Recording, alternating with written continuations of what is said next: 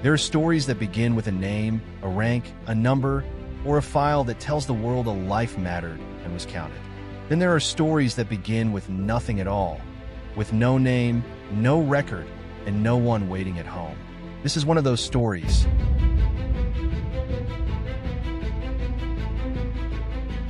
Somewhere in the wreckage of a war that had already taken too much, between collapsed walls and dust that never truly settled, something was moving. Small, cautious, and barely visible in the gray morning light. He had no name because no one had ever given him one. He was just another shadow slipping between broken buildings.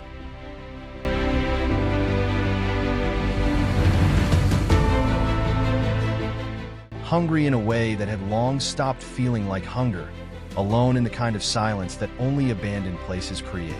It wasn't a peaceful silence, but the silence of being forgotten.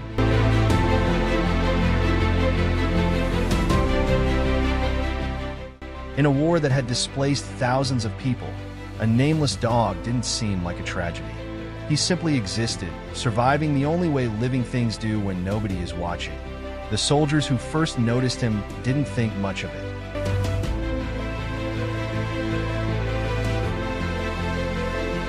He was just another stray with a patchy rust-brown coat and ribs that showed beneath his thin body like a map of everything he had endured. They called him Rusty. It wasn't really an act of naming as much as an act of noticing, and for the first time in a long while, that was enough.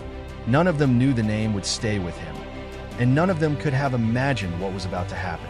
They certainly didn't know this forgotten stray was about to save their lives.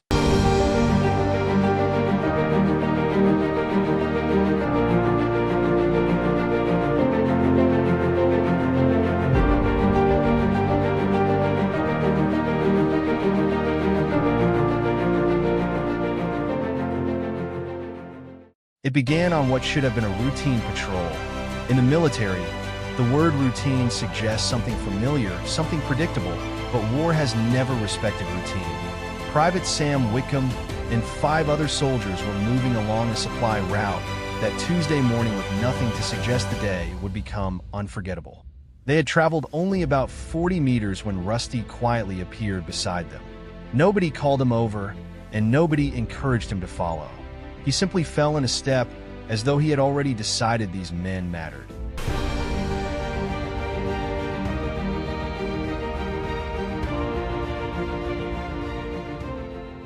Then, without warning, he stopped. He didn't bark or lunge. Instead, a low growl rose from deep inside his chest, so soft it was almost impossible to hear. It wasn't the sound of aggression, but the sound of a warning.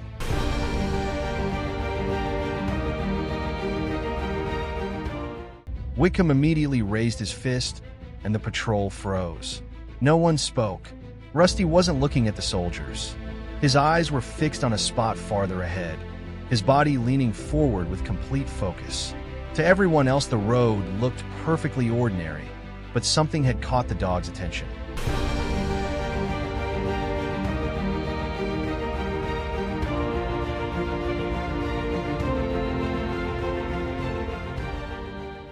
Whitcomb slowly crouched and followed Rusty's line of sight. Hidden beneath loose dirt and almost impossible to notice was a thin tripwire attached to a buried mine. One more careless step would have triggered it. 6 soldiers had been only moments away from walking straight into the explosion. That step never happened. The mine was safely marked, the route was secured, and all 6 men returned to camp alive.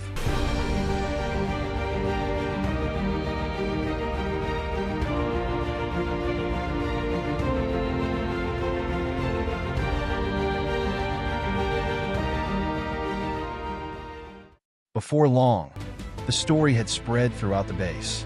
The skinny stray with the rust-colored coat, the dog with no rank, no handler, and no reason to be there, had sensed danger before any piece of equipment had detected it. Somehow he had heard, felt, or noticed something every machine had missed, and all he had needed to communicate it was a quiet growl and an unwavering stare. 6 lives had been saved,